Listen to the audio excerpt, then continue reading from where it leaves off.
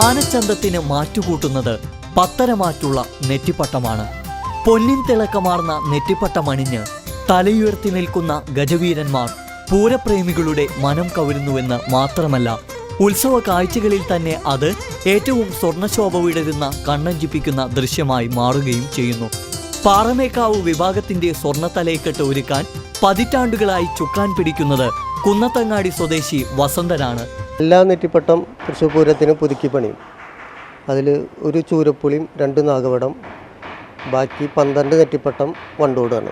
തിരുവമ്പാടിക്ക് വേണ്ടി സ്വർണ്ണവർണ്ണ തലയെക്കെട്ട് തീർക്കുന്നത് അരനാട്ടുകര സ്വദേശി പുരുഷോത്തമനും. ഞങ്ങൾ ഏകദേശം 2-2.5 മാസത്തോളമായി ജോലി ചെയ്യുന്നു.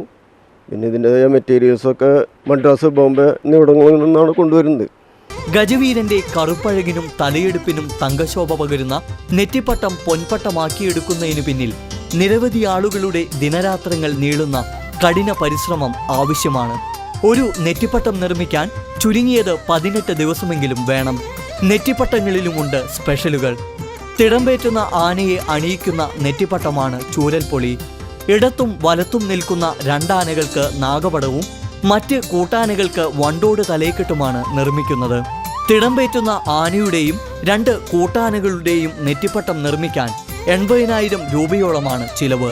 മറ്റ് ആനകളുടെ നെറ്റിപ്പട്ടത്തിന് 75,000 രൂപയോളവും ചിലവ് വരും.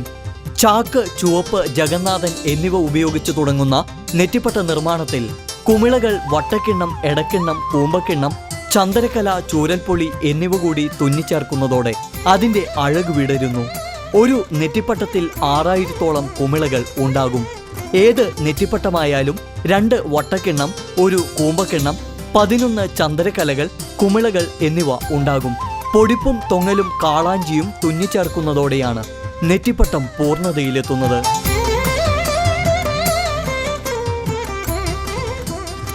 പതിവിൽ കവിഞ്ഞ തിളക്കത്തോടെ, സുവർണശോഭയോടെ പൊന്നിൻ നെറ്റിപ്പട്ടങ്ങൾ അണിഞ്ഞൊരുങ്ങി കഴിഞ്ഞു. ഇനി ഈ പൊൻപട്ടങ്ങൾ അണിഞ്ഞാകും ഗജവീര കേസരികൾ പൂരനഗരിയിലെത്തുക. ക്യാമറമാൻ ആഷിഖിനോടൊപ്പം ശ്രീകേഷ് വെള്ളാനിക്കര, TCV ന്യൂസ്.